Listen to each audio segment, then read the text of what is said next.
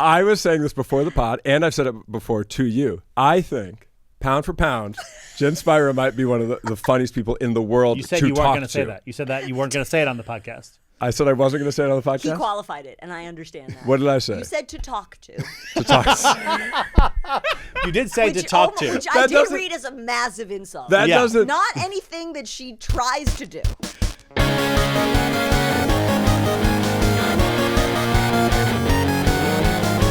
Welcome to But Also, a podcast about culture. But also. Politics. But also. Whatever we want. Our guest today is the incomparable Jen Spyra, a hilarious writer, performer. Actually, how do you define yourself? I guess I say, now I just have to say writer, even though I just say writer to feel more legit. Okay, she just says writer, but I'm going to say a little bit more. She's also the voice of The Late Show with Stephen Colbert until recently, and an incredible improviser, sketch performer, etc. But she identifies as a writer, and that's what we're gonna go with. Yeah. Jen, you're actually our first guest from The Late Show, I think. Ooh. So that's kind of neat. That is kind of neat. I feel I'm honored. I'm honored. And I'm also just like, as I was coming down here, I'm so excited because it's like, this is a fantasy. In what way? This is a fantasy. I mean, I live in a hole. I live in a sensory deprivation tank. That's my life right now. It is like, it's just so deprived. Because young of kid. No, because of working on this thing that I'm working on. This novel. I'm working on a novel. And it's just like a samurai life in a hole. And then the idea, like coming to do a podcast with you two, just getting it, I was just like, I can't even believe it. Wow. I can't make it better. Well, that's how we feel about you. Except that I'm not in a samurai life. I'm in a lay on the couch and eat every kind of Cheetos, Flamin' Hots, the other kind. all of them. Right. I know you like to snack. Puff and crunchy. But wait, what does that mean, samurai lifestyle? What's our process for writing the novel? Yeah, I mean, it's a very same, like a groundhog existence. The process is I have a carousel of mobile offices. These are coffee shops. Okay. The one that I hit up, it's like I basically get really into one, and then it's like I always think of this phrase from Apt Pupil, the Stephen King novella. I fuck it out. Fuck it out. No, wait. I remember Apt Pupil. What does that mean in the context? So if you remember Apt Pupil, there's that. And sidebar, this is from that collection, Different Seasons. Have you never read that? I read. Is the car Christine? Yeah, that's its own novel. I read Christine. I read all the Stephen King. Is Christine good? I think I read it when I was like 11. Okay, because I remember being like, oh, I guess I'm scared of cars now. That's what I remember. Yeah. Is that good? Is it good? If it did that, is it good? That's how I felt. I left the book being like, okay, now I'm scared of cars. Totally. Yeah, that's good. I read Christine. I read Carrie. I read It. And I think that's all that I read. Interesting selection, because Christine and Carrie, I don't think would really get me that into it. Okay. All. Although I've never read Christine, I've always been curious. Sorry, I've already got us away from Fuck It Out. No, Fucked It Out is like, okay, so the boy, when he's starting to get, I'm not going to give it away if you haven't read it because it's really, really fun, but it's a boy, it's basically, the premise is that he figures out his neighbor is this big hiding Nazi, okay? And he becomes obsessed with him. I haven't really given enough, I have not given things away. You would still have so much fun reading it. But as he becomes more obsessed with the Nazi, he becomes less interested in normal boy stuff. And in high school, he basically, I think, gets a girlfriend to seem a little bit normal, and he has to like have weirder and weirder fantasies to even basically be able to, have sex with her. And at a certain point, he's like, he just really wants out, and he thinks of this cool guy in his school who broke up with a girl, and he overheard him say, "I fucked her out." And he's like, I could just say that. Like a sort of psychopath who's like picking up things to make that they can use and recycle to seem normal later. And so somehow Fucked It Out stayed with me. So when I stop with one of my little coffee shops, I'm like, fucked it out. Gotta go to the next one. It's over. It's been too fucked. On a dime, I fuck it out. I have to go to the next one. You'll get up in the middle of a sentence. I gotta go. Throw my computer out the window. Close this store. I feel like I'm losing my mind. I still don't understand what "fucked it out" means. Oh, like the boy in the story who's obsessed with Nazis. Yeah. He overhears a cool boy in his high school discussing girls and a girlfriend that he broke up with. And that guy said, I fucked her out. I think meaning that he just was not interested in her anymore. It was like a cool macho way of admitting that even though someone's open for sex, I'm not gay, that I'm not going to keep having sex with them. He's like kind of over it. I'm done fucking that person specifically. Yeah. So you do that with coffee shops. It's that's fucked a it phrase. out. Well, it's basically just that I'm obsessed with one spot, and then like I'll wake up and I'll be like, I'll have gone there every day for 40 days, and suddenly I'm like, I cannot go there. I'll do this with music. I'll like the first time I heard, I'll say it, Olivia Rodrigo's driver's license. I probably played it a million times. Of course. And now I think I never need to hear it again. Fucked it out. But now I'm listening to the David Byrne has a cover of it that I do listen to a lot. I haven't fucked that out yet. You're in the process of fucking it. Yeah, exactly. I'm still fucking it in, but eventually it will be fucked out. It will have been fucked out eventually. Okay, so wait, we haven't gotten even 1 minute into your process. This is why we can't. This is why we have trouble with clips. We have trouble with clips because of this. Is it me? Sorry, now I'm realizing it's me. It's not you. I think it's me, actually. I'm the clip problem. Yeah, Jen, you're the problem. We've historically had problems with clips with other guests. I had one follow-up question with your. It's impossible. While we're following up, I did. Because but it's about what you're saying. Yeah. Because you work in coffee shops, and maybe we've talked about this before. And coffee shops, and also my old college library, and actually a private library. When I want to feel a little bit more legit, but it is coffee shops. See, libraries to me make sense. Coffee shops, I find to be the least conducive atmospheres to working imaginable, especially in New York, because they're so uncomfortable. There's always vultures circling you, waiting for you to move. So I always feel pressure and distracted. How do you do that? Totally. I mean, I will say one time I did see in terms of, because sometimes I feel so not legit doing that. It feels fake. It feels like I'm not it's like, who legit does this? Like on a certain level, I'm not going to fucking see those people. I did see Malcolm Gladwell at a place that closed in the Village that I used to go to that was so good. And I remember when I saw him, I was like, oh, that's so cool that like someone who could afford whatever situation maybe they're choosing to come here. Number one, I mean, you have to find, it is hard to find a spot that's like perfect, because most aren't going to work for so many little reasons. I know you have back pain from this podcast, so we can talk about that later. But I'm bringing that up specifically related to these workspaces because it's like, for me, desk height, chair, all this stuff, it's huge. And so to find Goldilocks situations, I mean, music, all that stuff is huge, but you can find these Goldilocks zones. When you find them, they're precious. They can vary day to day, and then that's a problem. But for me, the thing is, I like a coffee shop because I actually really, really like ambient work. I like ambient action, and I really like that and need that. So if you end up getting, if you need that, then you need coffee shops. It's so sad though, because then you find the perfect one and you fuck it out. But then actually, for me, I fuck it out, and then I'm raring to go again with that one.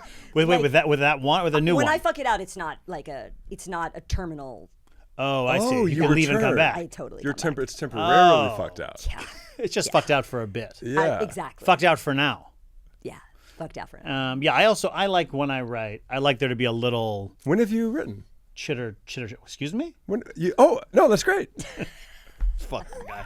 Some of his dry humor that we were talking about before. Indeed. Some of Asher's dry humor. Yeah, that wasn't the driest. That wasn't dry. But it was a little dry. Well, yeah. Yeah. Okay, anyway, so we're samurai lifestyle. We're in the coffee shops. Yeah. We're in the library. Mm-hmm. Yeah.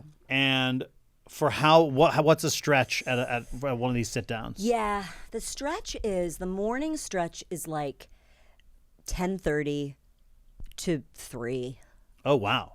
And are 2:30, you really like tip tap typing away that whole time? No, God no. Okay. But I do Pomodoros. What, I don't know what that is either. Okay.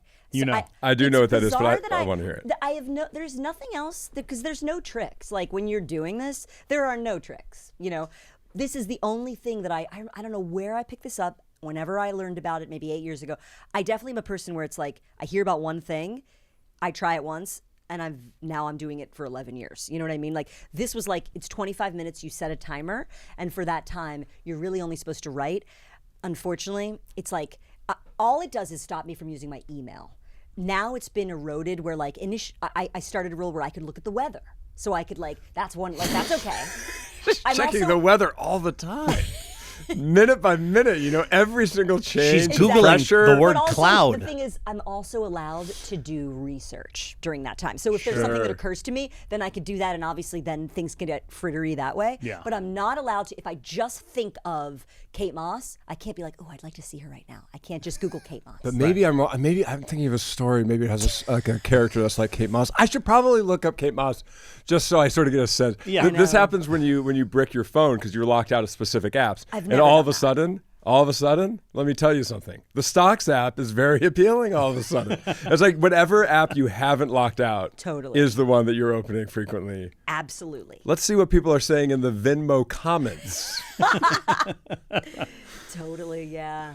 I just bought a brick on your recommendation. Oh, I think I would have gotten a Really? thing if you had used my code. Oh, I didn't use your code. I think I get a code. Wait, is a brick the thing that actually is a physical thing? Yeah, you have to I don't have it, so you. It's a physical brick. Yeah. It's very popular. Everyone talks about it. Right. We're not. This is not virgin territory. But yeah, very popular. Yeah. You might like it.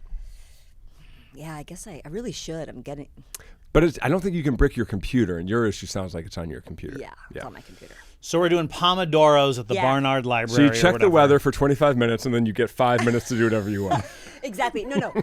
Here's the thing, though. Now, my morning session is 5 Pomodoros, which is fucking just 2 hours, pretty much. Wait, 5 hours mean like back to back to back Pomodoros, or what's in the middle You're of it? supposed to take. No, I take breaks, and that's why that 2 hours gets stretched out over, I think, 5 hours. Okay. Okay. So it's 2 hours of Pomodoro, Yeah. 3 hours of ends up scrolling, being- swiping. It ends up being somehow it does a little bit end up being that. It Okay, takes, no yeah. judgment for me. Yeah. I'm always Yeah. fascinated by other people's process because course, I am too. the only way that I can I can write other ways, really, but What are the ways you write? I hate you so much.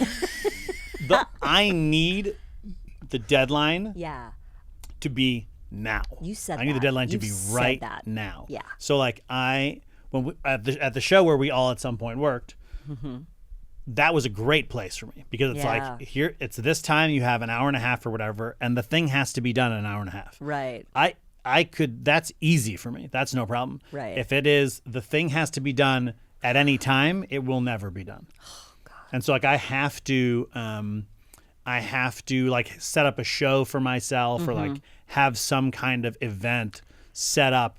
Like to do stand up, I have to book the gigs ahead of time so that I will write for those gigs. I was at a writer's retreat in Saratoga Springs. What did you do while you were there? At the this fucking guy. I was at You were like cooking? Stop it!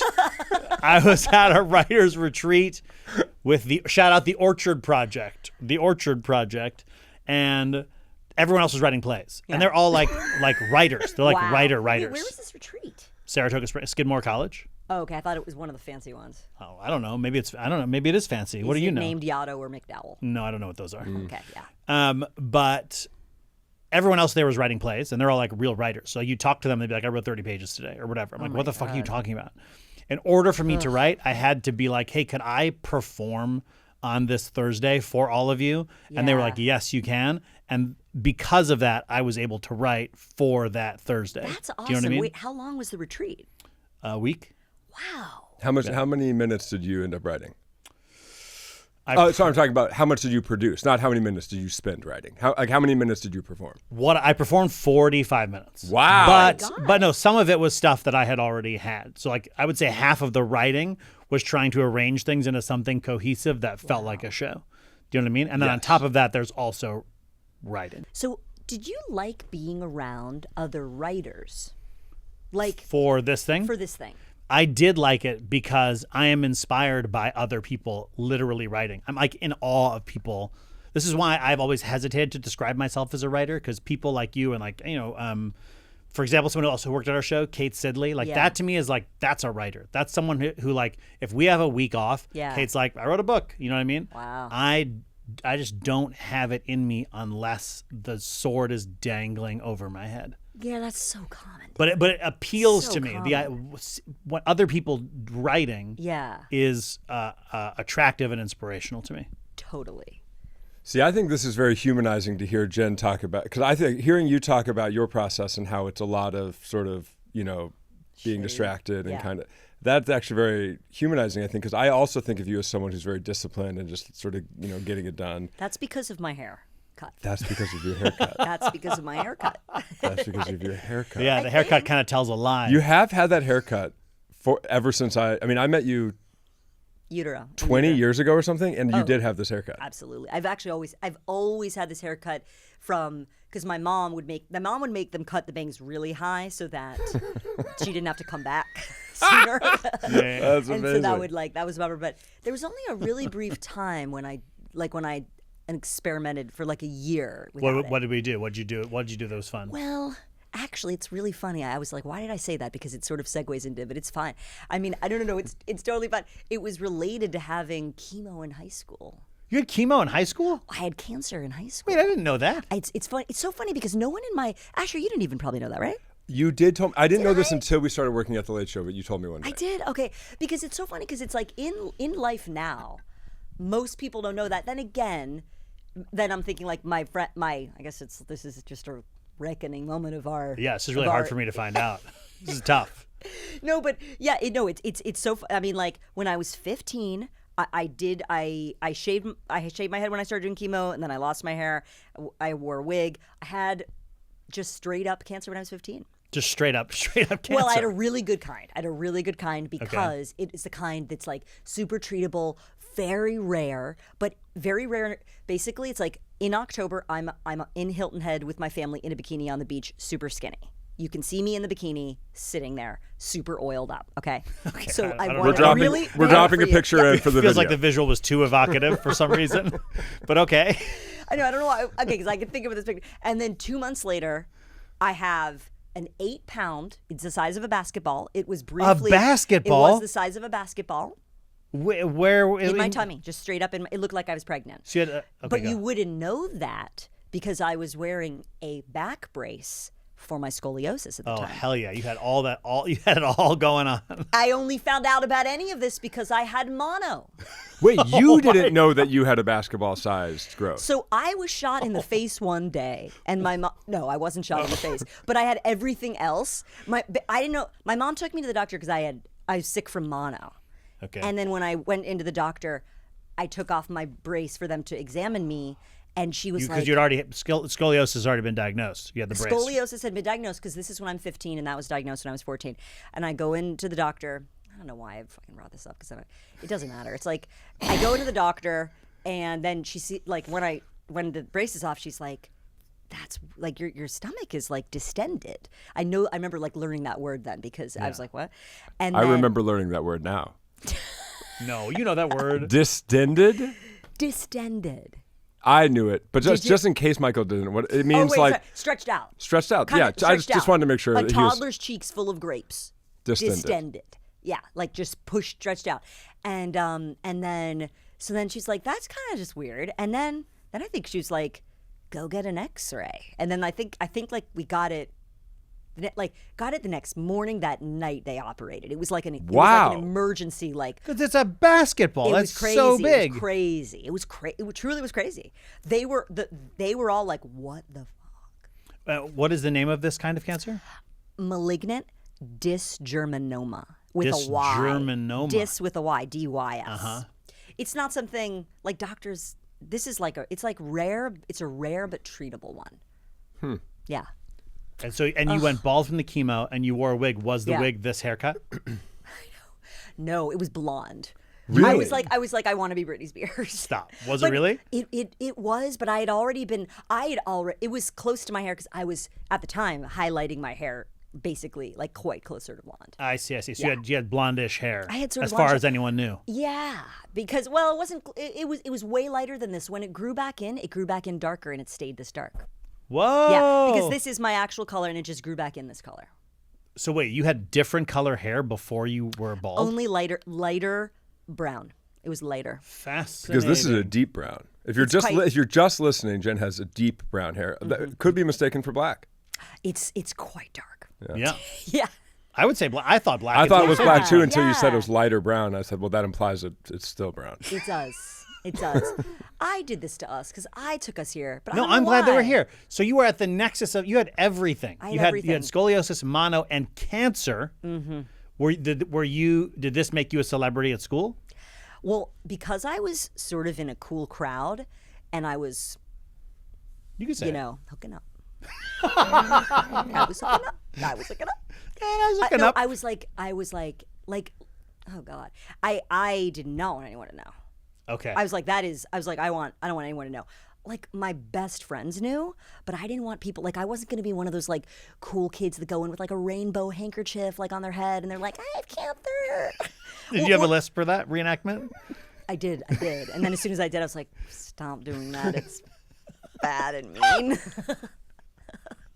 But I feel like that was another way to go where you're like super open with it, and It becomes your identity. I was like, I don't want want anybody to know this. But so when you wore the wig, Yeah. the goal was for no one to know it was a wig. Yeah, Got it. definitely. And did you succeed? I think actually I did. Wow. I think I did. And you were, it's a testament to how cool you must have been that you got mono and scoliosis and basketball-sized And I cancer. was still and catching dick. And you were still catching dick. Yeah. Still absolutely catching the dick. Right. No, you're right. It's very cool, isn't it? It's pretty darn cool. That's wonderable. Yeah. You're a hero. Yeah. No, I am a hero. That's wonderful. Actually, I remember at one point, it's like I don't even know if I've told Thomas this. This is like such a deep cut even for me. But when I was recovering from the surgery in the hospital, I was like, one of the first times I had to walk down the hallway, and it was this long hallway, and my mom was like helping me walk, and it was hard, and I was really like hobbling, and it was like kind of weird, and then I was like, Jen, you made out with Andrew Dealey. Let's walk a little taller. And I was like, yeah. Remember this about yourself. Yeah, but actually, I'm like, so like, why am I talking about this now? Because it's like, my parents will never listen to this or care. But I don't even want. No, they're them huge. We only have 2 people on our Patreon, and it's your parents. Yeah. Totally. But also, these were just makings out. I wasn't like out there fucking. Because the brace is staying on for these, presumably. The brace is staying on for these? Of course not. Oh, really? So the distinction was not noticed by Are you a the complete people. fucking imbecile? Hooking up with someone in your brace? Well, but they didn't notice the distended oh my God, belly? no, because of the nature of my social success at school. I walked into school, I put the brace in the locker. Oh, I see. People didn't know you wore the brace. Oh. So when you took, so you... I need you When to you know took that I the- was socially successul. I- I hope I mentioned it once. I'm going to make sure that I keep mentioning I'm it. going to tap that button a few times. So you were kind of a loser. No, but because when the doctor took the brace off, they said, "Oh, your stomach is distended." Yeah. That's the word. They noticed it right away, but you were taking your brace off every day. You never noticed it? You know what? It was noticed by, like, when I was like, I would take it off sometimes at home. I would take it. No, my friends didn't mention, but then afterwards they were like, yeah, your stomach looked a little weird when you would take it off. My dad one time was like screaming at my mom, was like, she's getting fat. Because my dad was one of those, like, I was like skinny. I was totally skinny. But he's one of those major fat shamers. He hates fat people. His mom was obese. And so, like, he wouldn't say that he hates fat people, but he basically does. But he does, yeah. He does. Wow. And so he would totally, like, and yeah. Man, how bad did he feel when he found out? Honestly, probably relieved. Yeah. Because he's like, she's not fat. She Totally. had a basketball. I Thank God my daughter had a malignant tumor instead of being fat.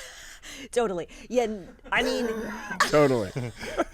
yeah, no, he didn't. He wouldn't have felt bad about that. And I remember afterwards when I was gaining weight quickly after being like, you're like crazy skinny afterwards. Yeah, you're like emaciated. He's like, you're like emaciated. And we'd go to like New York for like shopping trips. And he would be like, she's getting fat. Why? In your recovery. Yeah.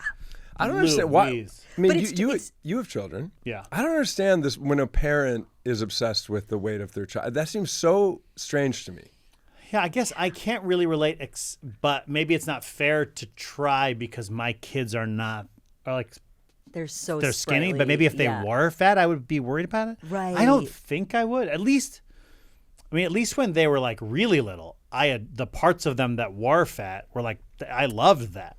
Totally. But I don't know. I would like to think that I wouldn't care about it. I mean, like in my relationships with people, I have friends who are all kinds of weights and it doesn't matter. Yeah. But maybe it's different. I don't know. My sister was pretty fat until she was like 12, and it was really, she was so cute. I mean, she was like the cutest thing and like a pumpkin. But it definitely, and my mom was really, really, she was so cool about it, but it caused her pain. I think the only thing is it's like, as a kid, if it's pain in terms of just like social pain a little bit. It was upsetting if something was tight on her, like she'd want to wear something. And I could see that being, and maybe this is a best case scenario for your dad's version of this, is kind of what you're saying, which is he doesn't care that you're fat, but for the fact that when he was a kid, other people would be pilloried for being fat. Oh, for sure. He doesn't want that for you. That's definitely it's that combo. I remember like David Sedaris has talked about this with his dad, with Amy. Like he thinks that I'm like this like thoroughbred, and he's like this thoroughbred needs to be realized. Yeah. When I moved to Wisconsin when we were 11, we ate pizza and ice cream every night, and I gained a bunch of weight, and it didn't even occur to me. I was so unaware. It literally didn't occur to me. And then years later, I was looking at pictures of myself at a pool, me and my brother. And one of us said, wow, did we get kind of chubby like when we were 11 or 12? And someone went, oh yeah, you put on a lot of weight. But it wasn't even a question at the time. It didn't even occur to me that we would gain weight. That is really cool. I also like the idea of you have a twin brother. I like the idea of you telling a story being like, one of us said, because it implies sort of that even you are like, I don't know which one of us is which one. I can't tell the difference between us in pictures or memories. And wait, but totally in tandem, you gained the weight. Like it was absolutely, the same we were both body. eating pizza and ice cream every day. Does this have to do with moving to Wisconsin for some reason? Yeah, I mean, we moved in part to take care of my grandpa, so we were very distracted. Cooking wasn't really a priority, so we just ate pizza and ice cream every night. Yeah. Living the dream. Hey, you're telling me. That is such a monkey paw way for a child to get pizza and ice cream every night. I haven't seen that movie, by the way. I really want to see Obsession. I think that it's a monkey paw thing. I love monkey paw. Monkey paw's a great, archetypal story. Absolutely. I haven't seen Obsession either, but I think the premise of it is really fun. The premise is just that type of thing, right? He wish for something. He makes a wish, and the wish comes true. Comes true in bad ways. But it's a bad way. Oh, see, this is interesting. You like that premise. Yeah. For me, the premise is kind of the least exciting thing about it because it's the most basic premise imaginable, but you're hooked by it. I mean, yeah, I think the what if that really happened is fun. It's fun to explore. To me, in anything, I think that's really fun. To be like, and what if I this don't really even know happened? what if is Obsession. Is there a really interesting thing like what if that happened? I don't even know what that is. No, just that I think he okay. makes a wish. I haven't seen. None of us have seen the movies. I've seen the movie. You have. I have seen the movie. Okay, so I feel like you should be leading this conversation. In my mind, the movie is about a guy, he like finds some totem or something and makes a wish on, or calls a number or something, and makes a wish, like I wish that this person would love me more than anyone in the world, or something like that. And so then it's like, what would happen if that really were true? That this person, like there's other wrinkles to it, but that's the gist of it. No, that's right? actually just exactly what it is. It's a wish wand that you make the wish and you break the wand and the wish comes true. Yeah. But no, it's exactly that. But for me, that's not a super exciting premise because that's just I feel like we've seen that a million times. You get a genie and you wish for world peace and it wipes out everyone in the world. And it's like, oh, you didn't say how you want world peace. So it's like, yes, wishes need to be specific. Is the observation I've seen 1,000 times, but the execution I thought was interesting. But also, I don't feel that strongly. But this sounds like I have some take. I have absolutely no take. Well, I guess I just feel like the genie world peace thing you gave. I think that I don't think I've ever seen that done with any kind of specificity. Like that 2-sentence example I have heard. But I think you could make a full movie out of that exact thing. You wish for world peace, and what ends up happening is over the course of an hour and a half, you watch everyone die. That is the premise of an X-Files episode from 1999 Really? or something. I never watched the X-Files. Okay. Oh, brother! Oh my God, are you serious? I think like it's like science fiction-y, right? Like that's just not. It wasn't my bag at that time. You should just Google like a list of the good ones. They're so good. Yeah, I'll check it out. I've Vince gotten Gilligan into. did a bunch of them. I've gotten into Black Mirror. Is that in the same family of thing? It is. I've very much enjoyed Black Mirror, except the first one I watched, which was the pig fucking. I didn't love that. That's the first episode. Yeah, I didn't love that. I didn't watch it for years because of that. Can I ask why you didn't like it? The pig fucking? Yeah. I think I just didn't like. It was too visceral for me, like the guy fucking the pig. Yeah. I felt like I was really watching a guy fuck a pig. Totally. You know what I mean? Yeah. And that to me was not pleasant. It wasn't pleasant. Yeah. Not that it's not good. I think that I try to differentiate between what I like and what is good. Mm-hmm. I didn't like that. I think it was good. It's probably so good that I didn't like it. Do you know what I mean? Mm-hmm. The Substance. Have you seen The Substance? Actually, I haven't, but I obviously know. Well, I didn't like it, but I think it's good. Yeah. It's just like it activates. It's like a gruesome in a way that is unpleasant to me. Totally. Even though I think they're doing a good job of what they're doing. Totally. Wait, I just want to say real quick, when I said a monkey paw thing, that's specifically a wish fulfillment warped. Yes. That's what I'm talking about. Just wish fulfillment, no, boring genie. But that trope of it comes true in evil, bad ways. Yeah. Even though that in and of itself is well-worn, it's always fun to see the bad ways. I don't think well-worn is bad. I just mean I'm not excited by someone doing a well-worn premise. I'm excited by a good execution. Yeah. That's all I meant to say. And I don't care about this movie, and I don't have a strong take. Did you like the movie? Thought it was fine. Thought it was fine. Okay. That means I can tell actually he did not. But you know. Yeah, he didn't really like it. I have a strict policy. I don't manufacture takes. Brave. I don't say something, I don't believe something stronger than I actually believe it just for the sake of the pod. That's beautiful. That is. I'm honest. That's great. I'm an honest broker. That's great. So you didn't like the movie. I said I thought it was fine. I also really feel very self-conscious critiquing other people's work publicly. Totally. Which is a very funny thing to say. I mean, obviously, like we're in a, it's like kind of a stupid belief to have if you're like. That's why I'm actually, to be honest, that's why I am so rigid right now and unnatural feeling because it's true that if it's like public, my default is to go there and critique and to be free among friends. Yeah. And I do absolutely feel constrained. Are you thinking, now. what if Curry Barker what if a year from now, I'm up for a project that Curry Barker is show running. He's the guy who made Obsession. Uh-huh. And then all of a sudden a clip surfaces where I'm like, I thought that movie sort of stunk. Is that what you're worried about? Because that is what I'm worried about. Yeah. That's the practical thing to be worried about for sure. Yeah. That's it. And actually like hurting that person and somehow hurting that person. You know what? Actually, that's a huge thing too. I also think making something is so hard.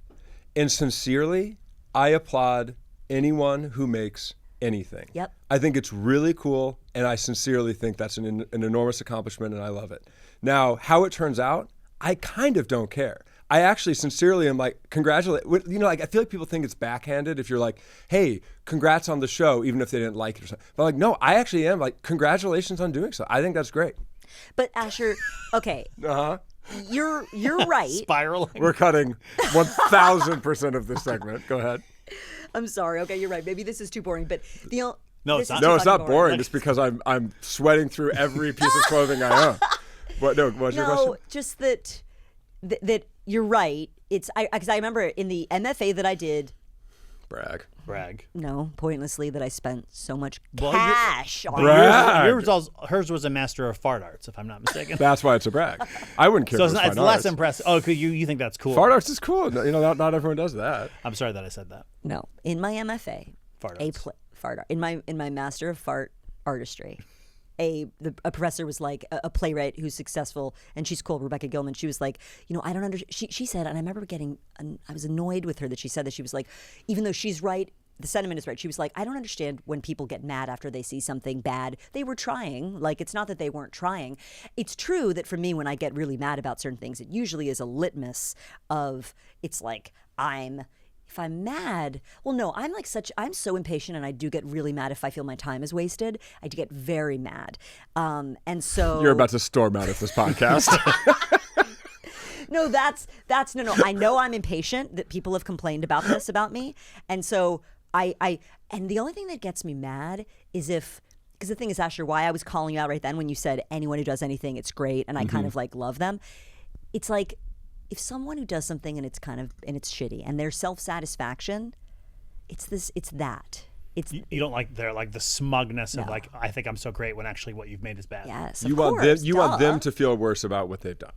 But I know that I know that it's just like it's taste, and they like what they did, and they indeed were doing the best that they could, but whatever. And this is boring now. I think this is interesting. I think there are some things that are like made in a way that is cynical, like sort of like purely for like to be controversial or to capitalize on some kind of a trend of some kind. Yeah. Those things I have less of the feeling you're talking about. In general, I am like, oh my God, you made something that's incredible. Like when someone writes a book, even if the book is bad, I'm like, damn, you wrote a book. So there's that. I have an admiration for it. But still, like, I think one of the reasons for me that I try to differentiate between what I like and what is good is I wish people in general were more able to hear that someone didn't like a thing that you made, because people aren't going to like the stuff you made. Even if it's great, even if it's awesome stuff, some people are not going to like it. And like, the reviews of your show. Can I ask you a question right now? Yeah, please. Do you feel alienate? Like, what I'm wondering, because for me, like times when I've like seen something with Thomas and we really disagree, I feel so. It's like it's hard. It's like it's upsetting because I feel distanced and I feel like we're from like him. Almost, yeah, totally. And I'm just wondering, have you ever felt really alienated by a take that you had? Maybe like something that most people really liked, and you're like, how does everyone love this thing? Like, because I feel usually like incandescently, like rageful if I feel like I'm seeing it and other people aren't. Yeah, I think I would say that I only feel that way when I'm having a conversation with someone who says that my take is like impossible. This is related but slightly different, but it is something I feel strongly about. Do you remember, and I promise we won't spend this whole episode talking about improv, and I don't think it's just improv, but early on in your improv career, do you ever remember being on a team where someone was not very good at improv and that team starts to vilify them internally and they're kind of like a pariah because they don't happen to be good at this thing? Yes. Have you ever had that? 1,000,000%. Where the team, there is consensus that one person sucks and that person actually is the bad person? Yes. I wish to God that was my experience. Oh, wow. Are you kidding? No, I was on teams where like people sucked and... But everybody thought they were good? Yeah, like... Oh, that's totally different. I wasn't on a team where there was consensus about where like weak parts were. No. Wow. Okay, well, just imagine for a moment you were. Yeah. Maybe this is that unrelatable doesn't sound to you. Bad. What I don't like is that, especially when you're early on doing something, I think this happens more frequently. Someone's not very good at it, they're on the team, and because of that, everyone starts to treat them like they're a bad person somehow. Oh. Like they're not just bad at the skill, they're actually like annoying as a human being. Oh. And I think that is absolutely nuts that we do that. And even like later, like in writing or sketch shows, whatever it is, if someone's kind of not very skilled and everyone's like starts like making fun of them behind their back and stuff, I'm like, guys, this person is bad at improv and that has earned your disdain for them as a human. That is nuts to me. But the reason it is that, I think in improv is that, and in other things too, is it's collaborative. So like that person is fucking up my thing. But it's not their fault. It is their fault. How is it their fault? Because they're bad. No, this is like being mad at a dog for barking. Like, it doesn't make sense. You can be upset at the behavior. You can be frustrated by the moment, but it doesn't make sense to then be like, this is a bad dog. I don't that dog just did something annoying. But if we're all chefs, we all work at a restaurant. This is okay. Keep going. Okay, we're all chefs. I'm so with you. We're making a souffle. Yeah. But every time, John steps up to put something in the souffle, he puts a little tiny piece of shit. He puts a little piece of shit in the souffle. Okay. That's fucking up my thing. Because now I bring the souffle out there, and everyone's like, this souffle tastes like shit. And I'm like, well, yeah, it's because John puts shit in it. But what I'm saying is you clock that John is bad at making souffles. Yeah. But you don't let that paint John in any other way. So you don't go home and complain about other things John does or sort of roll your eyes when John enters the room just because he's bad at making souffles. Okay. But I would roll. Go ahead. This is how angelic Asher is, and we finally got a total window into his soul, because Asher, it's not what you're saying isn't normal. Michael and I, this is what is normal. No, I know it's normal. I'm fighting the norm. It's very, I do see what you mean, that the thing is that improv isn't a yardstick, and forget improv, whatever the skill is, the talent. Okay, they're not a good painter, cook, improviser, but they're a good person. But if the venue is the thing that you're doing, is the yardstick. But we're not going into battle. This isn't someone in the foxhole with you where they're being bad at this is risking your life or hurting you in any real way. It's just the show is slightly worse. But you can control how much fun you have within that. Yeah. And I actually think sometimes lousy people, kind of fun to play with. Well, no. Lousy people you want one horrible person on your team. That's the one thing you need. You want one piece of shit in the souffle. You need the irritant. You need that because that's fun and that's bonding. There's nothing better than that kind of that. And then then the meta stuff that happens behind of. You know the strategy, which I think is nice for this thing. Yeah. I forget who came up with this, but as you treat any interaction with someone. Any setting where you're like, I wish I wasn't with this person, it's a character study. I forget who came up with that, but I think that's so good. It is so good. That's almost like it's a more specific drilling down of the Nora Ephron everything is copy.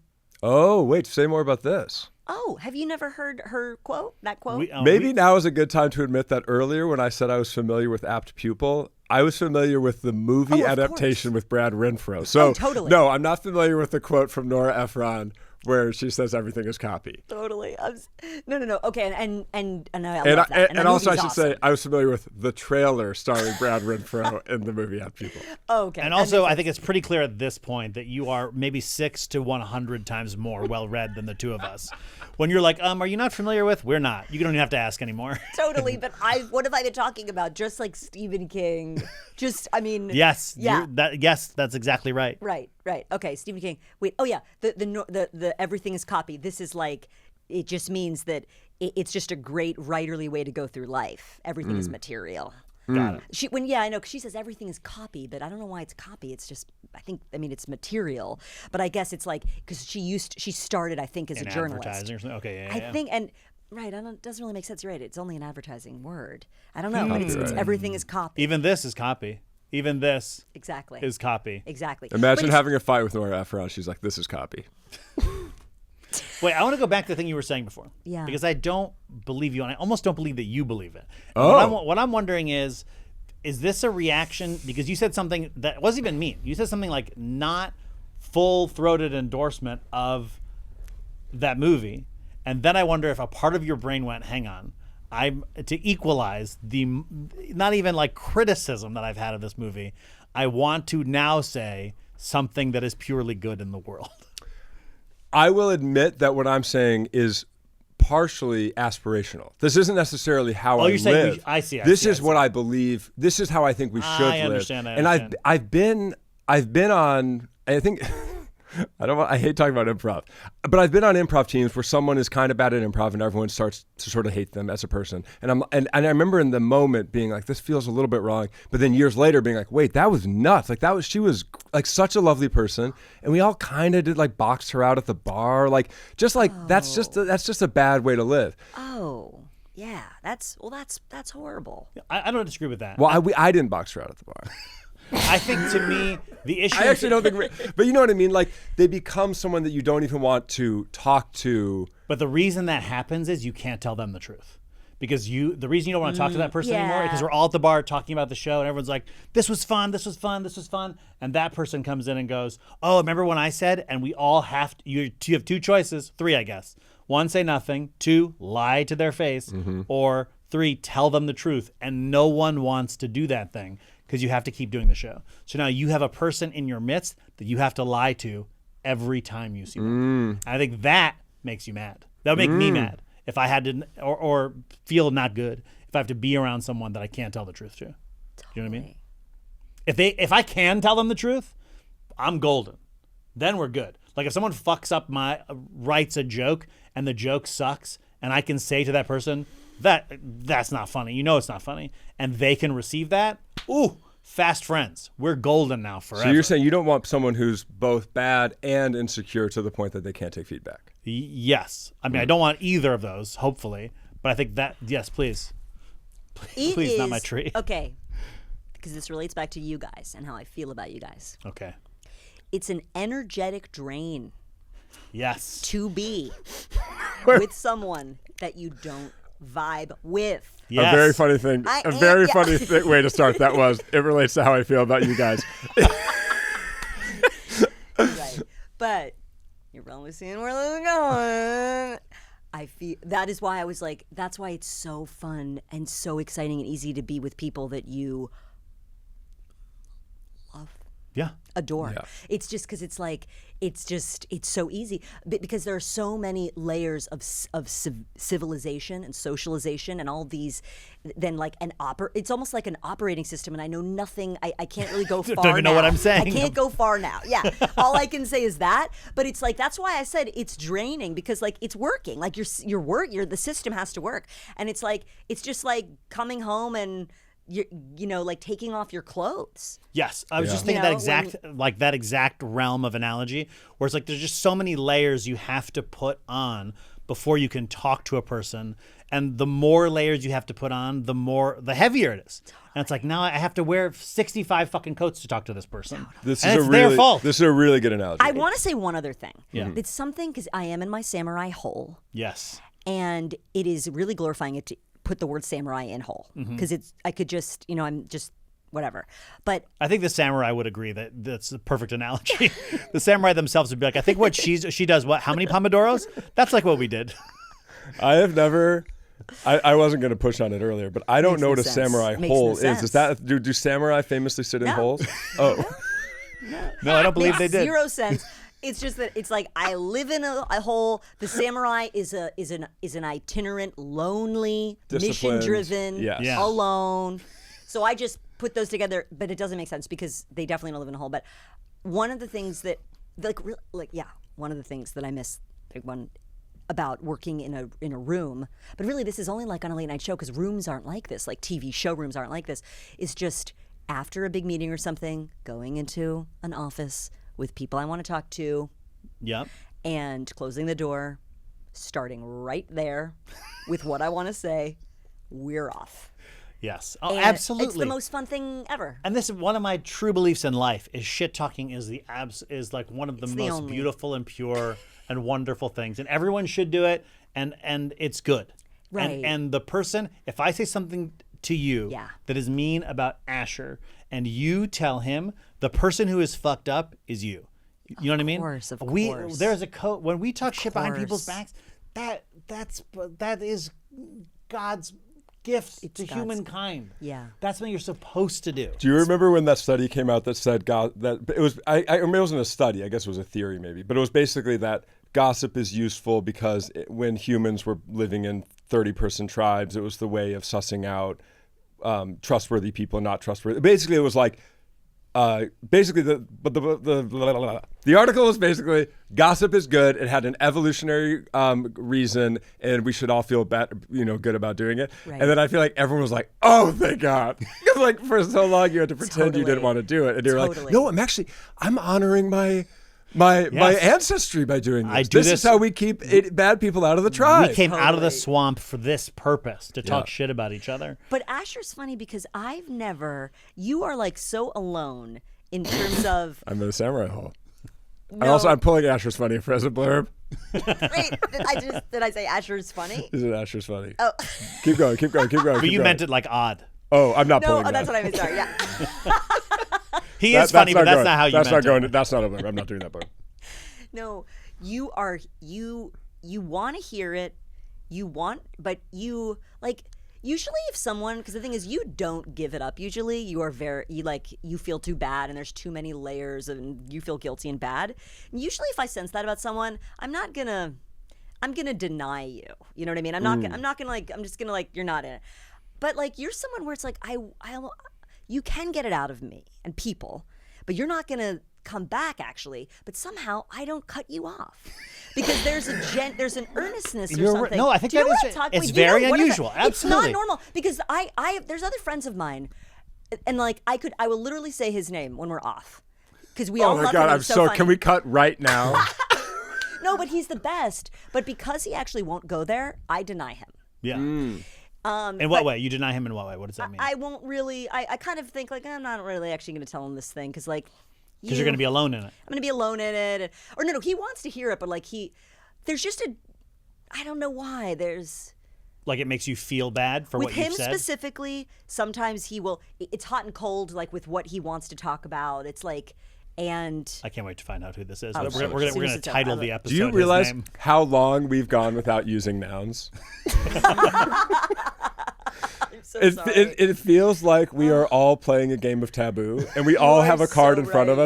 us, and we can't say anything. But so we're all just right. like, do you know the situation where I with know. people at times in your life there has been, but not well. Let me back up. Totally right. You're totally right. Every listener's like, what the fuck are they talking about? You're completely right. But what I wanted to say about is Asher's delightful. Yeah. So I think that's the point I've been trying to get us back to. That's a noun. Yeah. But you guys are both. It's interesting that you guys have this thing together because you are both separately magnets. You are delight centers. Well, oh my gosh. Thank you. Let's drill down As on are that. you. I don't know. No, I think you are. I would say that you have a, well, your energy's great. Vibes are off the chain, but also you have a way with words, a facility with language that makes everything you say pretty fucking interesting. I've said this from before. the SAT maestro. He's I'm never telling you. written a word in his life. This man can barely read, Jen. But I'm learning. Everything you say, I'm like, ooh, yeah, you use the words how they're meant to be used. Wow. Both I in the agree. writing, which is obvious, and in the speaking. That's a big compliment from someone who's so much smarter than me. I don't think that's true. I mean, I'm incredibly smart. I won't deny it. Do you see how disarming she is with her words, lying to you like that? I was saying this before the pod, and I've said it before to you. I think, pound for pound, Jen Spyra might be one of the funniest people in the world You said to you weren't talk going to say to. that. You said that you weren't going to say it on the podcast. I said I wasn't going to say it on the He podcast? qualified it, and I understand that. What did I say? You said to talk to. To talk. You did say to talk to. Which I That did doesn't- read as a massive insult. That Yeah. doesn't... Not anything that she tries to do. But Yeah. Yeah. You wouldn't But say I the actually things know that what she's you I mean. written or don't care performed. for what you produce. Right. Sorry, I'm not trying to be vague. Totally. I didn't enjoy your book. I didn't enjoy the script you wrote together. I don't enjoy this book you're working on. I just want to be totally clear. Yeah. Sure. Speaking with you, no. I think that I'm not saying that being fun to talk to doesn't mean you're not fun in other ways. Yeah. But I just mean specifically in terms of like you're a good hang. I think you're a good hang. You are. It's true. One of the best hangs. It's Wow. true. When I'm in a group setting, we've all been in group settings with each other frequently, and I see Jen Spyra walking up, or I across the room, I light up like a Christmas tree. If I were like if I were in an MRI machine, they'd be like, his brain is 100% light because he's excited. Similar to this, my version of that is, you are leave my office good. Do you know what I mean? Like when you were visiting us at the Late Show, Yeah. and like Jen Spyra's down the hall, I'm coming out of my office to go say hi to Jen Spyra. A lot of people, they are in the office, and I'm like, they'll get down here eventually. Do you know what I mean? Totally, but that's not that high of a bar.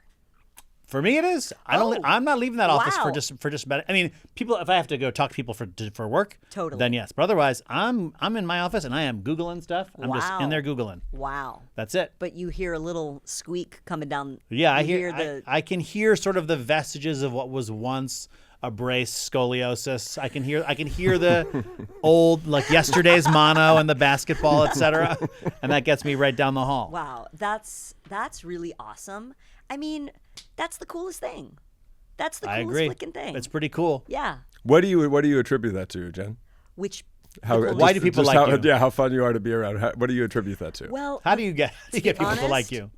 I think I actually, well, I know, but also this is why a podcast is a hard, stressful, and unnatural state for me to be in. Because you're a loose cannon naturally. I'm a loose cannon, and the thing is, I'm actually immediately. Let's cut right to the heart Yeah. of the truth. Let's talk about The heart of the truth. Let's cut to the heart of the truth. No, An extremely circuitous sentence to I get was the. gonna say. I think heat of the meat was coming. I was like, I'm not saying that. Heat of the meat. We know this. This was a phrase that was used a lot at our work. Sure. You remember that, right? Of People course. say heat of the meat. No, I think it's just because. But also, I'm willing to go there, and I'm willing to say. I think that's why, isn't it? It's just because I'm willing to like. And I hope, but actually disabuse me.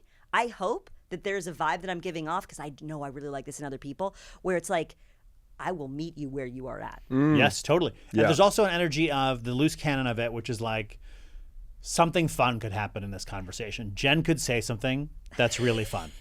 And then we could all, and then we're all going to deal with that fun thing she says. I actually think, and this is true of you too, Michael. God. I think because I like both of you so much, and this might be a common denominator. Okay. It might be Steve Martin who said, or someone else who said, that comedy is saying the truth faster than the audience can think it. I'm butchering it, but it's something like that. I think both of you say the truth, maybe not faster than I can think it, but faster than I'm willing to say it. And I think maybe that's what you're saying, the heat of the meat or the heart of the matter. That's a hot meat. But both of you, I think, do that. And it's disarming and exciting. I feel excited. I think to me, it's like goes back to the clothes. It's just like I'm in those things. We all get to take one jacket off of like, Are we all pretending that we like this food that this person made for us?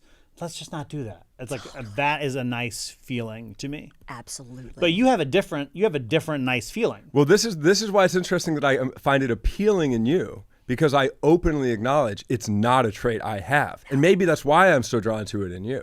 But it also would make me probably frustrated to hang out with myself. If I were to stay in the clothes analogy, I think maybe for you, it's like you make the clothes comfy. You know what I mean? Oh. It's stiff. I don't like this. It's a hair shirt. You know what I mean? And you're conditioning it. You got it nice and soft. And I'm like, actually, you know what? It's fine. This is fine. This is tolerable because Asher's here. I've conditioned the hair shirt. You've conditioned the hair shirt. Is a hair shirt like a shirt with wool? Yeah, that like monks would wear to punish themselves. I think. Totally. Google this. Look it up. Very cool. It's what samurais wore in their hole. Samurais famously wore it in their hole. Of course. Oh, that is very interesting. I wanted to say that at this point in our podcast, I feel that we have not gotten very far afield of ourselves. That's true. I agree. And I think like let's just for fun as a practice, let's get far afield from ourselves. Well, I don't even know what to talk about. I got something. Yeah. Okay. Great. So Jen, something that you might not know if you haven't listened to all of our previous episodes, but one of the promises of the show is that we talk politics, and one of the truth of the matter is that we very rarely do. But I saw a political story today which I thought was very funny and sort of spoke to a larger trend, and that is and tell me if you saw this. Have you heard Donald Trump? Sorry, the president. Yeah, Donald Trump, the president. Okay, yeah, President Donald Trump's teleprompter operator has made $100,000 on Kalshi betting on Trump's speeches. And did you see this? No. So basically, I think this is all like allegedly. Yeah. This guy he operates Trump's teleprompter. He is often the last person to see the speeches before they go into the prompter. He even will field edits from Trump in real time and make the edit before the speech goes on. Yeah. He's betting on Kalshi things that Trump will say in the speech, including things like, because if you don't know how Kalshi works, you can bet on things like will Trump mention Iran in this speech, or will Trump mention whatever? Yeah. And so he'll go in and then bet on that, and he's made $100,000 this way. And he's even changed the bet midway through the speech when he sees that Trump has. I don't understand how this is possible. Like if he's like on his phone on one hand and prompter on the other, but if Trump deviates from his prompter speech, the guy changes his bet in the middle of the speech. And I think this is a larger matter of we have to do something about the fact that the entire world is gambling now. It's a bad thing. It's a horrible trend, and I don't know what to do, but we have to stop it. I mean, yeah, I think the prediction markets are in every like facet of life, right? Like they're everywhere. Yeah. And it obviously is terrible, and it's only like people are gambling on the airstrikes in Iran, weren't they? I remember some. That sounds familiar. I know someone in the Defense Department or something. A government employee bet on right before Trump nabbed Maduro. They bet on us doing that. But I think it was also airstrikes as well. Yeah, to me, it is about the gambling, but it's also about the fact that everything attached to this guy is so fucking crooked. Well, that was actually, I don't have my phone on me, so I can't tell you the quote. But the funniest part of the whole thing was Trump apparently was furious that this guy did this, and he called for him to be put on leave. And then Caroline Leavitt in a statement says something like, we have a strict we have a strict standard of ethics in the White House, and like, you know, we expect everyone to follow it. Yeah, the only one who can make a scam off what the president says is the president. It's so funny. Wow.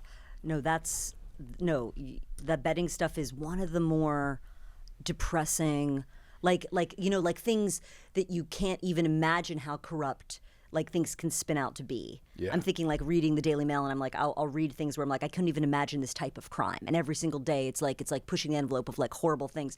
Betting on the news is like so beyond. It feels so jumpy sharky. Michael Lewis, I listened to a little bit of a podcast that he did about this, like he did about like betting stuff, and he's always like, he always like has his like finger on like the thing that's like going to be the big defining thing. And it's so depressing. But I mean, also like, it's so funny to think of like the way, like the different ways that parasites, like the self-dealing of the parasites. I think to me, if I am the guy doing the teleprompter, do I feel that morally conflicted about making those bets? I don't think I do. The only thing I'd be worried about is the legal ramifications of it. Totally. Why am I wrong? It's obviously immoral, but I can't think of why. That isn't actually. That's not immoral. The immoral ones are the scary ones are the world events. Like that feels scarier. Yes, totally. That only is. Well, that of course is immoral. No, but that guy should feel immoral and scared because like that's a massive breach of like, you know, his. I mean, the sort of whatever confidence you have as someone in the inner circle. Not to mention the Kalshi Code of Conduct. Right. I mean, it's just so nuts to me that he would just spit in the face of the Kalshi Code of Conduct. You sign that when you sign on. Yeah, that's true. You say, I agree. Have you guys ever made a bet on one of those? I bet that you would talk about samurai holes. But I placed that bet midway through the episode. I have never placed a bet on Kalshi. I've done a little bit of like sports betting. Yeah.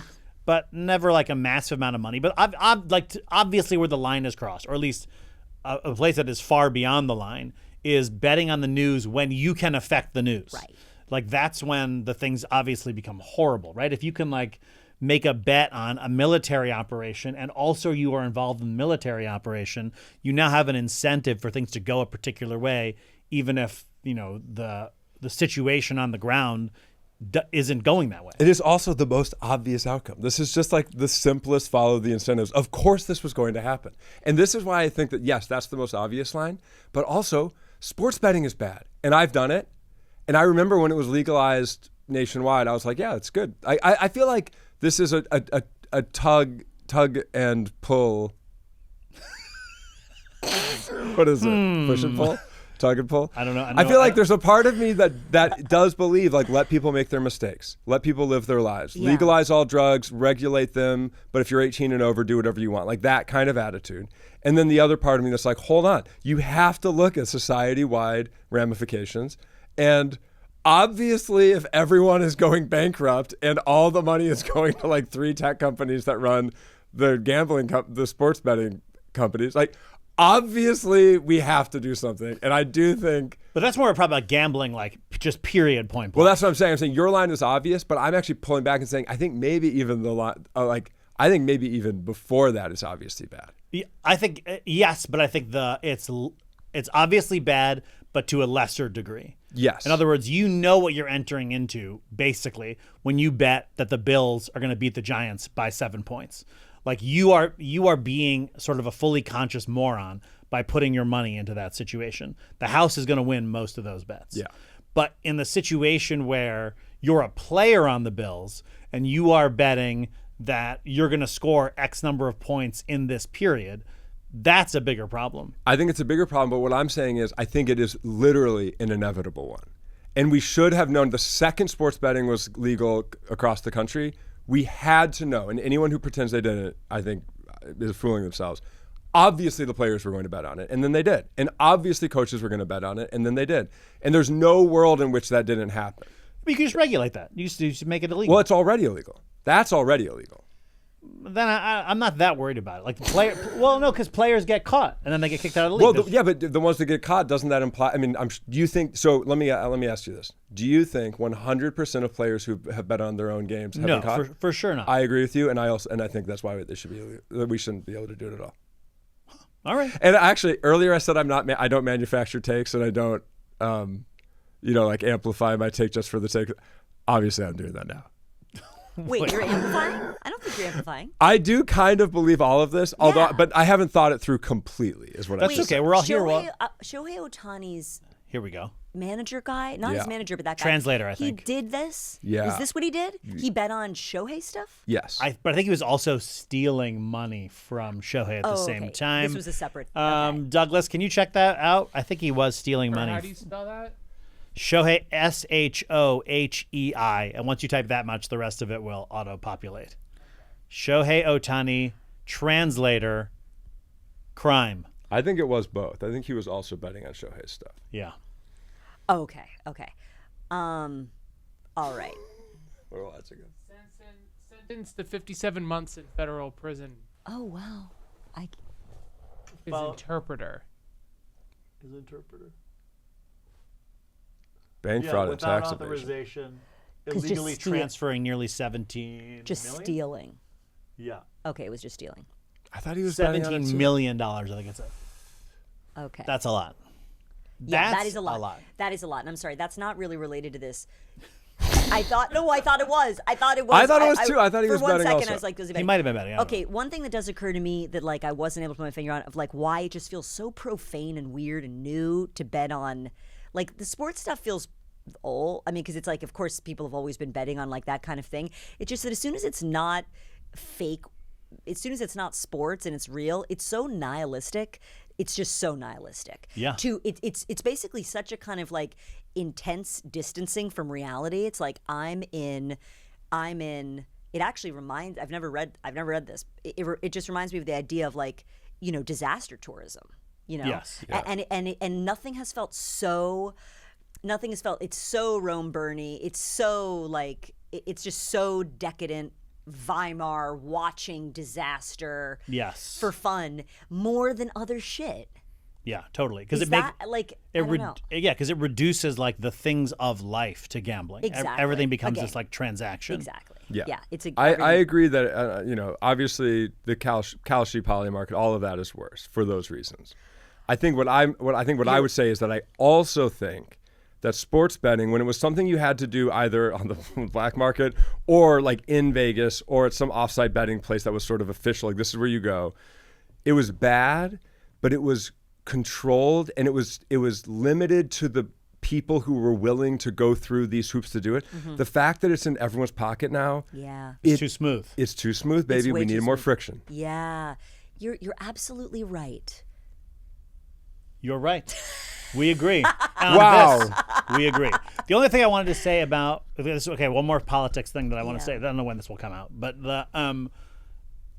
the thing that I've been seeing a lot of is every person, and this has been happening for years, but every person being interviewed for every job in the administration that has to get approval of some kind is every single one of them not being able to say who won the 2020 election. Oh, yeah. Do you know, they're like just inundated with this? Oh yeah. And the thing that You're talking about Jay Clayton right now, right? Yes, Wait, Clayton the thing right where now. they won't say who won. So yeah, a Democratic, congressman or senator, or whatever, will ask them a question, right. and they'll be able to answer a bunch of questions, maybe, but the one they can never answer is who won the 2020 election, and they'll kind of prevaricate and say some version of, well, Joe Biden was certified, but they won't answer like who got the most votes in that election.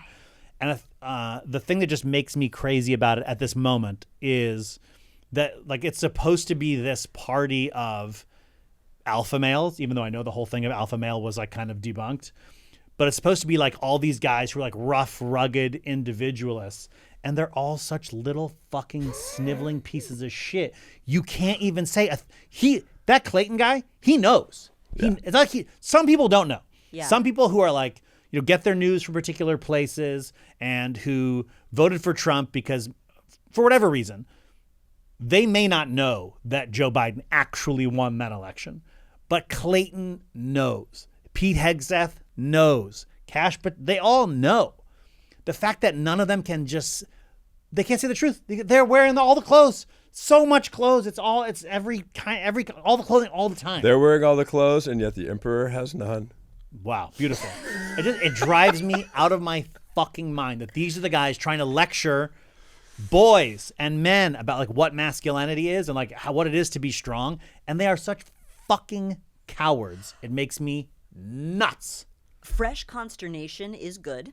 it's good to even. I'm kind of amazed that you're even tapping into it. This is so been going on for so long. This is so more of the samey. Yes. But the thing is, it is that weird carousel of what hits you and then what will like irritate. What's hitting you?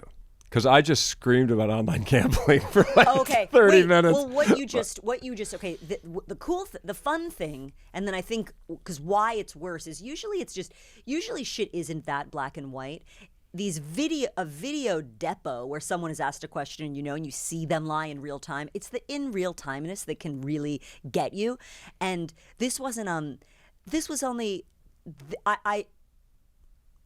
The Les Wexner deposition. The Les Wexner is that dude who like owns Victoria's Secret, and Jeffrey Epstein paid him $1 for his mansion. This is the one where the lawyer chimes in this deposition? Yes, the lawyer chimes in to say, "Stop fucking talking, or I'm gonna fucking like slit your throat or something."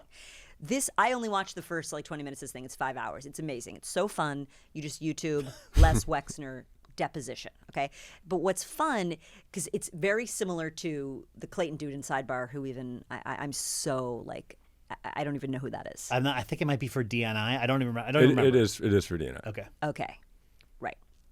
Director of National Intelligence. Of course. And he has no intelligence experience. Not Donut Kneader International. No way. Oh, wait, no, it might be that. It might be Donut Actually, Kneader. that role's already taken. No, but like the same thing is just the watching in real time them lie, where you're like, how do you even have, like, how can you even do this? Like I'm looking at you, we're sitting in this room together, and you're really gonna say this, and it's like under oath. And the Les Wexner thing is just, there's all these questions, and it's like, it's from the first second on, they're like, did you know that that Jeffrey Epstein had any, he just says that he didn't know about anything, and it's so unbelievable and fake, and he's lying the whole time.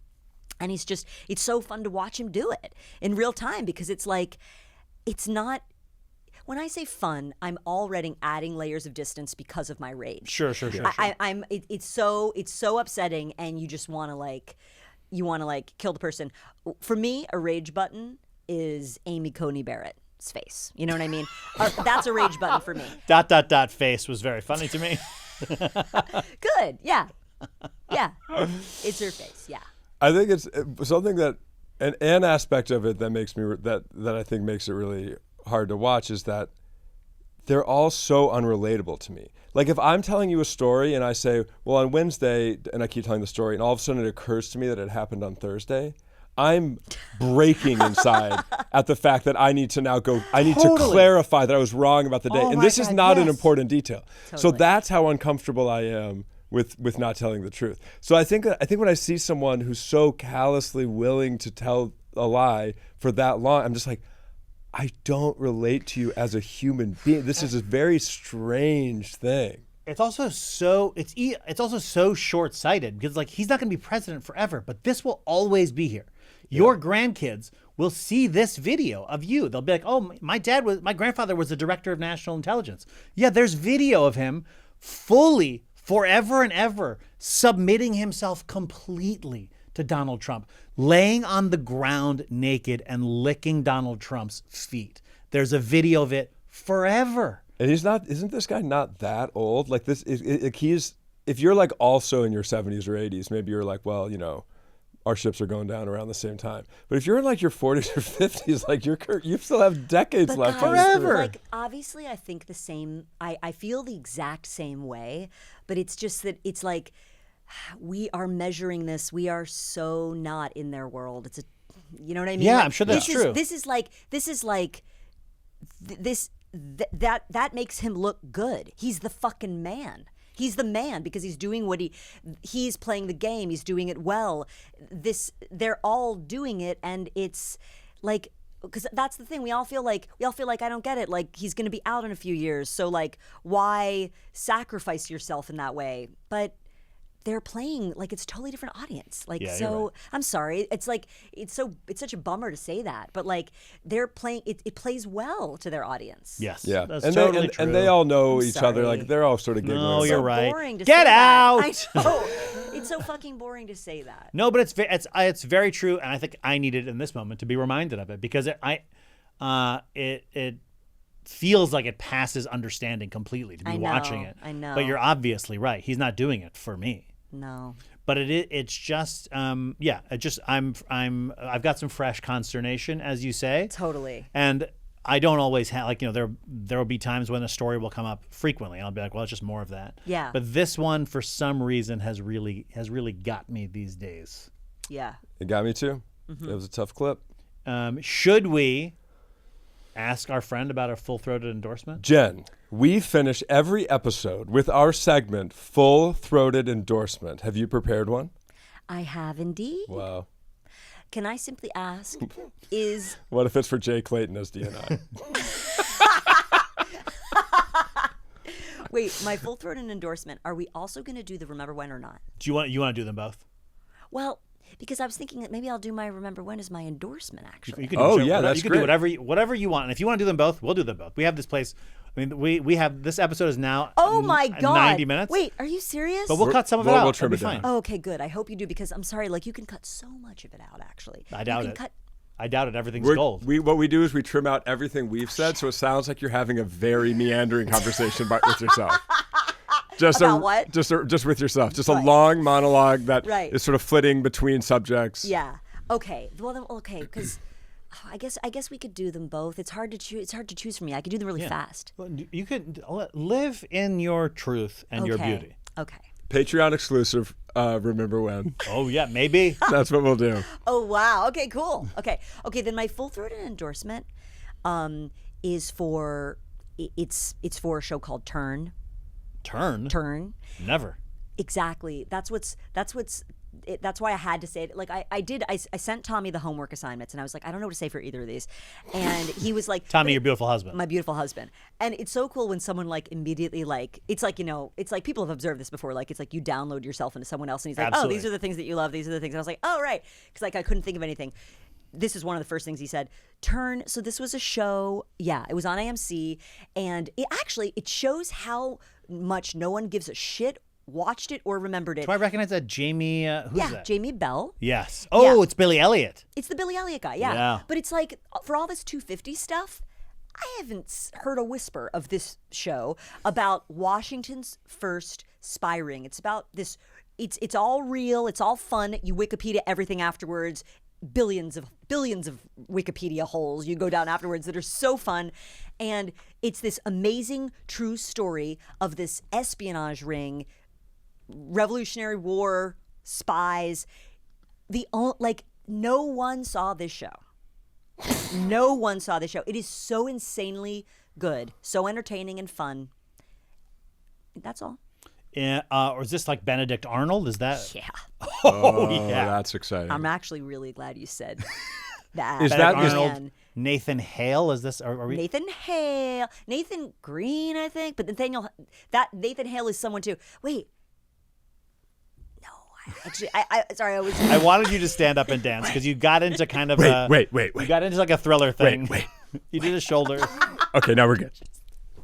No, the Benedict Arnold stuff is Is that who he plays? No, because Benedict Arnold's a bad guy. Benedict Arnold is a bad guy, but he's not.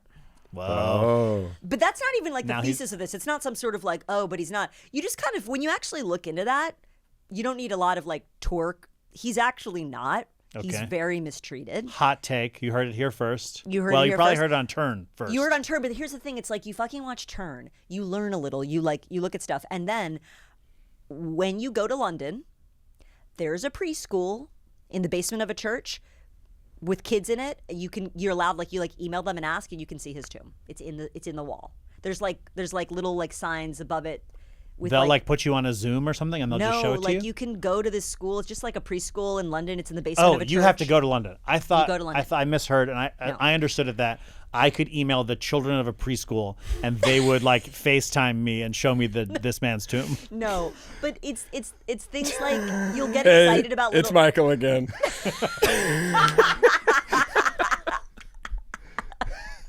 Yeah, just like 14 Cockney children being like, "He's back." They mentioned us on the podcast. That's cool. Yeah. I'm sorry. The thing is, you hear a show like that and a rec like that, you're kind of like, I don't think anyone. No one cares. I disagree with you because how often are you hunting for something to watch? Yeah. I mean, and you're every just day. desperately clawing through every single streaming platform. Yeah. And then desperately. an angel lands in your room and it's the memory of someone saying, I really liked the show from a Right. few years That's ago, right. whatever. And then Right. you're like, why That's don't we you. give that You're a that shot? angel. You're the angel. Right. I remember thinking that, and I remember Brian Stack like 8 years ago saying, I liked Happy Valley. And I like hadn't ever watched it. I didn't even keep watching the whole thing, but like I watched like the first few were good. Shut and up, it's, like, too Angel. stressful. Yeah. This angel recommended But- this kind of bummer show I can't get through. Turn. Starring Jamie Bell. That's right. On what network? AMC. AMC. It's a high quality network too. Yeah. And my children are very into American history, so we're gonna check this out. I Boom. hope that you do. I desperately hope that you do, and then we can talk about it. We will. I just can't believe we've had 5 full-throated endorsements for Turn on AMC now. That's just such a surprising stat. Thanks so much for listening to But Also with Michael and Asher and Jen Spyra. We've got a Patreon. Hope you check it out. You got to rate us. You got to rate us. You got to review us. You got to review us. You got to share it with your friends. You got to follow us on Instagram. You have to write us each a personal letter to our homes. You have to. You know, I actually had a friend recently. I said, like, is it helpful if I comment on your Instagram reels? I said, of course it is. What are you talking about? Of course, we say it every time. Yeah. So if you're listening to this, comment on on everything. Thank you so much. And then Jen, can you just say into your camera one time, this is But Also with Michael and Asher? This is But Also with Michael and Asher. Ooh, listen to that voice. That I forgot about that that voice. Came out tonight. I forgot about that voice. Tonight, but also. First Jennifer Garner. I think we did it.